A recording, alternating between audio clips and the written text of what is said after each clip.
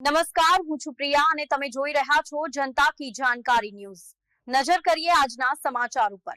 રાધનપુરના ધારાસભ્ય લવિંગજી ઠાકોર સામે સરપંચોની ભારે નારાજગી, ગ્રાન્ટ ન આપવાનો આક્ષેપ। રાધનપુર તાલુકામાં વિકાસ કાર્યો માટે જરૂરી ગ્રાન્ટોની ઉણપને લઈને સ્થાનિક સરપંચો દ્વારા ધારાસભ્ય લવિંગજી ઠાકોર સામે આક્ષેપો થયા છે। તાલુકા સરપંચ એસોસિએશનના પ્રમુખની પત્ની એવા મહિલા સરપંચના પતિ મુકેશભાઈ સોલંકીએ દાવો કર્યો છે કે ચોક્કસ ગામોને ચૂંટીને ગ્રાન્ટ આપવામાં આવે છે, જ્યારે અન્ય ગ્રામ્ય વિસ્તારોની અણદેખી કરવામાં આવી રહી છે। તેમણે જણાવ્યું કે ગ્રાન્ટના અભાવે અનેક ગામોમાં પાયાની સુવિધાઓ નબળી છે અને વિકાસ કાર્ય અટવાઈ ગયા છે। તેમણે ધારાસભ્ય લવિંગજી ઠાકોરને અનેક રજૂઆત કરી હોવા છતાં કોઈ હલ ન આવ્યો હોવાનો પણ આક્ષેપ કર્યો છે। રિપોર્ટ અનિલ રામાનુજ, રાધનપુર, પાટણ।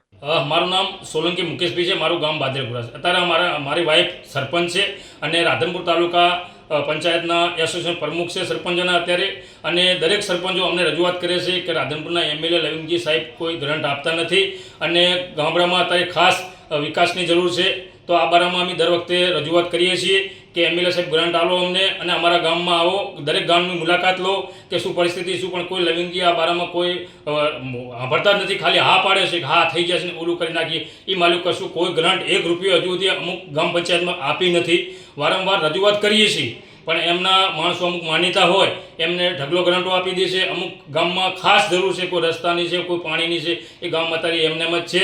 તો સરકારને અમારી ખાસ રજૂઆત છે કે ધારાસભ્યને શ્રીને થોડુંક કહે તો દરેક ગામડાના સરપંચોને પણ લાભ મળે અને ગામના વિકાસ થાય। એ બારામાં અમે અમારા જિલ્લાના ભાજપના પ્રમુખ રમેશભાઈ સિંધવ સાહેબને પણ અમે આ રજૂઆતને લેખિત કરી છે કે જેમ બને એમ ગામડામાં કાંઈ વિકાસ થાય અને લવિંગજી ઠાકોર ગામો ગામ કોઈ પ્રશ્ન હોય સાંભળે અને દરેક સરપંચોની ફરિયાદ સાંભળે એવી સરકારને અમે વિનંતી કરીએ છીએ।